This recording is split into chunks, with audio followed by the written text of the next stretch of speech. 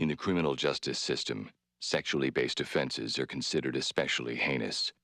In New York City, the dedicated detectives who investigate these vicious felonies are members of an elite squad known as the Special Victims Unit. These are their stories.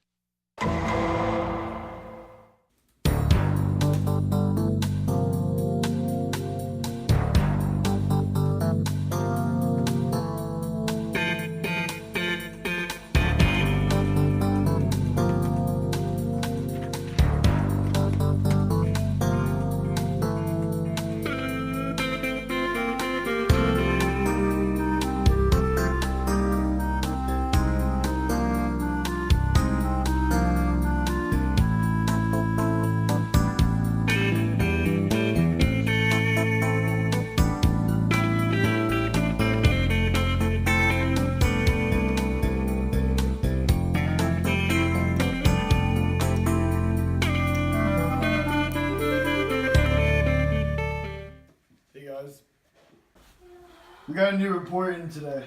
It seems as though there is a confirmed homicide with the evidence of sexual misconduct. The body was found on 5th Avenue in Central Park. Proctor, I got your witness report. I'm going to need you guys to do some further investigation.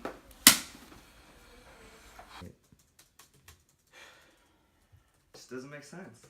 What are you talking about? It makes perfect sense. She was a known adulterer. She worked at a brothel, and I swear to God she was an atheist. I never saw her in church once. I swear, every single time I saw that woman, she was doing something up to no good. A known sinner. Absolutely no Jesus, no good inside of her. It was her own doing. It had to do something with the fact that she was not in tune with Jesus Christ. I swear, for the last time. What are you talking about? It doesn't add up. Pain? That doesn't even make any sense. It makes perfect sense how this went down in the first place. Look at her track record. It's obvious something like this would happen to someone like her.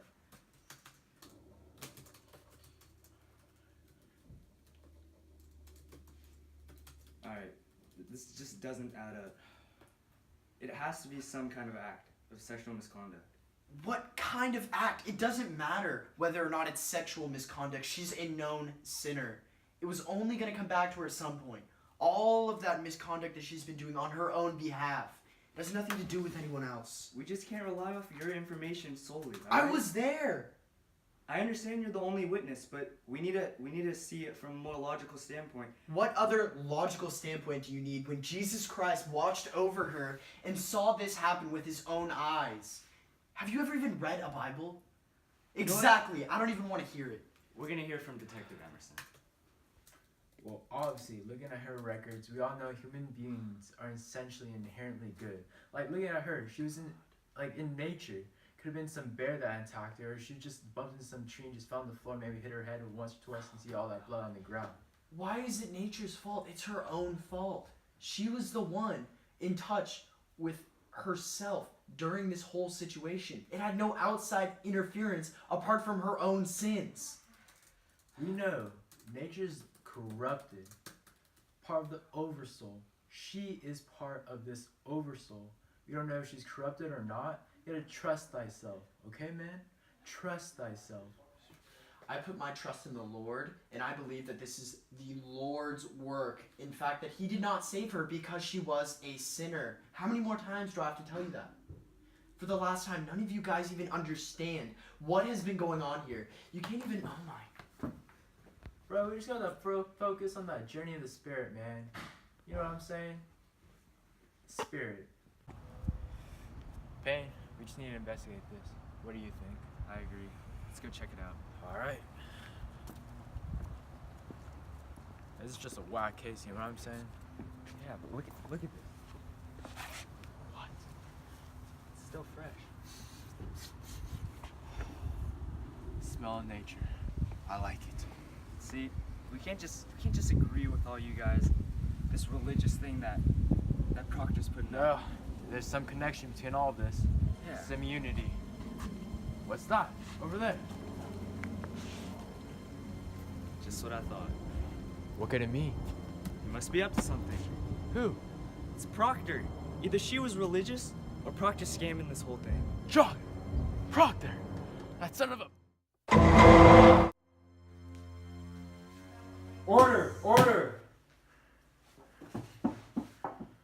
We are here today to discuss the homicide of the girl who was found on the street the other day. It is important that you are all able to share what you believe and give your opinions. It is important that through this madness, we find the answer to the question of how she was killed, and we bring justice to the situation. If you don't all know, I'm Joseph Bryant. Today we're going to be reviewing the case of Abigail Williams. We're going to be hearing from everyone involved. We're going to start off with Detective Payne. You have the floor. Your Honor, I think something that we haven't addressed yet is this evidence that we found in our further investigation. There was a Bible at the crime scene, and we do not know whose it is, but under my logical reasoning, I believe that John Proctor is a liar. Your Honor, if I could start by addressing Payne on his previous analogy of what he found at the crime scene. I may have left a Bible there. Where did you find this Bible at the crime scene? It was in the bushes, Your Honor. The bushes.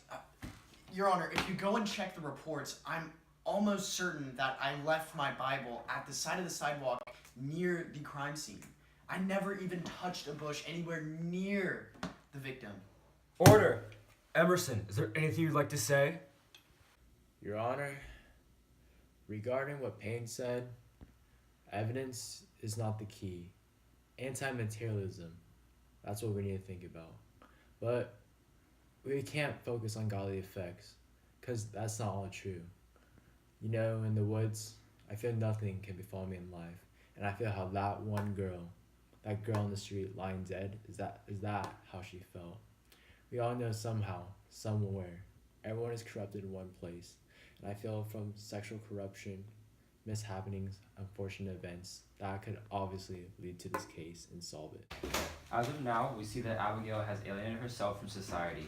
In regards to Detective Proctor's claims, I feel as if they are subjective and emotional. There may be an involvement of nature, and I agree that logical reasoning should be taken into account. At this time, I think that it is clear the case is unique and mysterious. For that reason, I have decided to postpone the verdict. For now, Detective Proctor is our lead suspect.